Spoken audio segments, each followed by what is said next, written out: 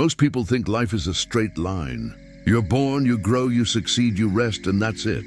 But deep down, we all feel it. Life doesn't move forward in a straight line. It moves in circles. There are moments when everything makes sense, and then suddenly nothing does. You lose clarity. You feel stuck. You feel like you're starting over again.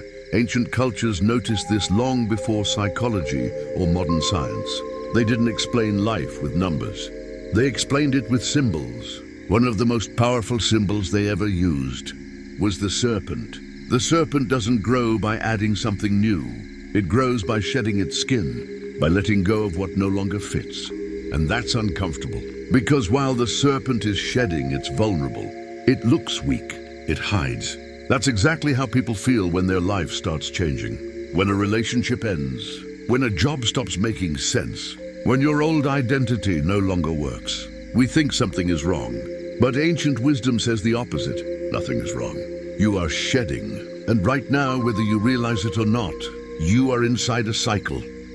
The serpent never sheds its skin too early, and it never waits too long. Nature always knows when it's time. Humans are the only ones who try to hold on to old habits, old versions of themselves, old comfort zones. We stay where we've already outgrown the space. And that's when pain begins. Ancient teachings say pain is not punishment. Pain is pressure. Pressure that forces growth. The serpent sheds because staying the same would kill it.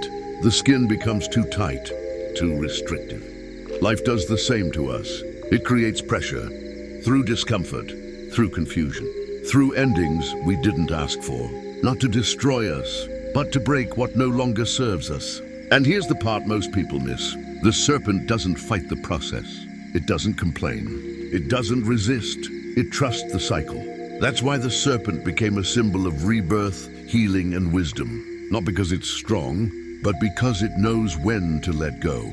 But shedding is only half of the story. Because after the serpent lets go, something new begins to form. This is where the lotus appears. The lotus doesn't grow in clean water. It grows in mud, in darkness, in stillness.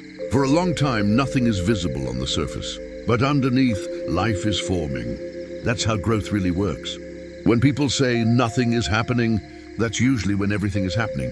The lotus teaches patience. It teaches trust. It teaches silence. You don't bloom while you're still breaking. You bloom after. That's why ancient cultures paired the serpent with the lotus. One represents letting go. The other represents becoming. You cannot have clarity without confusion. You cannot have peace without chaos. You cannot bloom without mud. And the lotus never apologizes for where it came from.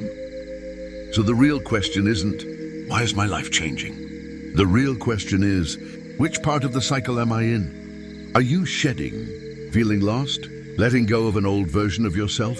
Or are you forming, quietly growing beneath the surface? Or are you blooming, finally seeing clearly after a long period of confusion? Ancient wisdom reminds us every phase is necessary. If you're shedding, don't rush it. If you're in the mud, don't judge it. If you're blooming, don't cling to it. Because the cycle will continue, not to trap you, but to refine you. And once you understand the serpent and the lotus, you stop fearing change. You start trusting it.